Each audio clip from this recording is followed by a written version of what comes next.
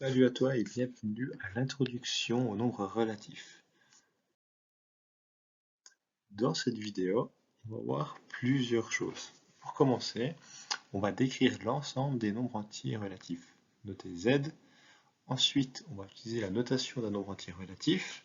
Dans cette notation, on va identifier le signe et la distance à 0 d'un nombre. Pour terminer, on va résoudre un problème lié au nombre relatif.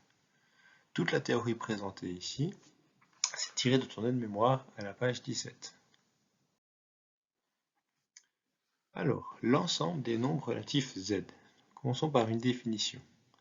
Ici, un nombre entier relatif est un nombre entier muni d'un signe positif s'il est supérieur à 0 ou négatif s'il est inférieur à 0. Exemple, moins 27, 0 et plus 5 sont des nombres entiers relatifs. Moins 27, c'est un nombre négatif et plus 5, c'est un nombre positif. Alors, pour termes pratiques, on utilise la lettre Z avec une double barre pour désigner l'ensemble de tous les nombres entiers relatifs. Et ici, on a tous les nombres possibles. Deux remarques à faire. Tout d'abord, tous les nombres entiers naturels, donc les nombres que tu connais déjà, sont également des nombres entiers relatifs. Ils correspondent à tous les entiers positifs. Donc de 0, plus 1, plus 2, ce sont les nombres entiers naturels et ils sont également des nombres entiers relatifs. Et deuxième remarque au sujet du nombre 0, qui est un cas particulier, car 0 est un nombre à la fois positif et négatif. De plus, comme tu peux le voir, on ne lui attribue pas un signe. Il est sans signe, 0. Alors, pour l'écriture d'un nombre relatif, on a besoin de deux éléments. Premièrement, son signe, plus ou moins. Plus indique qu'il est positif, moins va indiquer qu'il est négatif. Et deuxièmement, c'est la distance à 0. Distance à 0, la définition, c'est la distance à 0 d'un nombre A est la distance séparant sur la droite numérique ce nombre A de 0. Alors, prenons deux exemples pour être plus clair. Par exemple, plus 5 et moins 5. Donc, plus 5, si on le situe sur la droite numérique, il est ici, et moins 5, il est ici. Plus 5, son signe est plus, donc il est positif. Et sa distance à 0, c'est donc la distance qui sépare plus 5 du nombre 0, ici. Et cette distance vaut ici 5. Pour moins 5, son signe, lui, est moins. Il est donc négatif. Et sa distance à 0, donc on regarde entre moins 5 et 0, il y a bien 5 d'écart. Donc la distance à 0 est 5.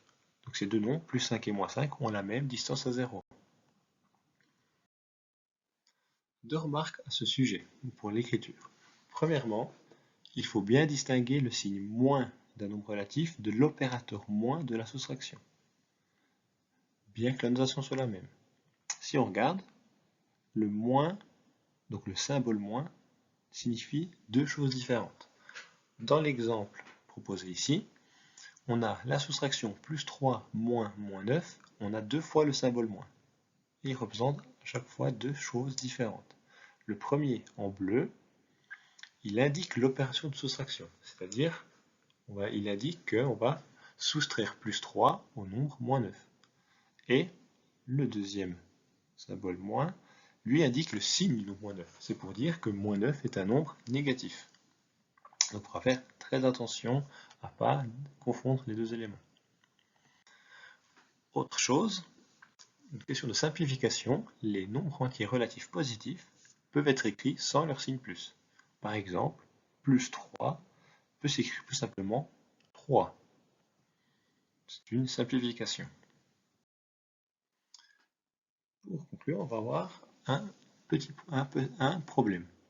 J'ai choisi le NO104 qui se déroule en deux temps. Premièrement, c'est de représenter sur un axe du temps la position de certaines batailles et dans un deuxième temps de calculer le nombre d'années écoulées entre certaines batailles. Alors, un axe du temps. Ici, je l'ai fait. L'axe du temps, on peut le considérer comme une droite numérique avec la naissance de JC, le 0, et les années avant JC correspondent au nombre négatif et les années après JC, ce sont les nombres positifs. Et donc j'ai pu placer aisément toutes les batailles à l'aide de cette droite numérique, qui est l'axe du temps. Et ensuite, pour calculer les nombres d'années écoulées, on regarde leur position et on calcule la différence des années. Il y avait un cas particulier, c'est le dernier cas où on demandait la différence entre Marignan et Marathon, qui sont deux batailles qui se situent l'une Marignan après JC et l'autre Marathon avant JC. Pour calculer le nombre d'années écoulées, ce qu'on fait, c'est qu'on prend la distance à zéro finalement. Pour Marignan, on prend 1515 et pour Marathon, on prend 490 et on les additionne. Et on arrive bien à 2005 années. Voilà comment on peut résoudre des problèmes grâce au nombre relatif. Merci d'avoir regardé la vidéo.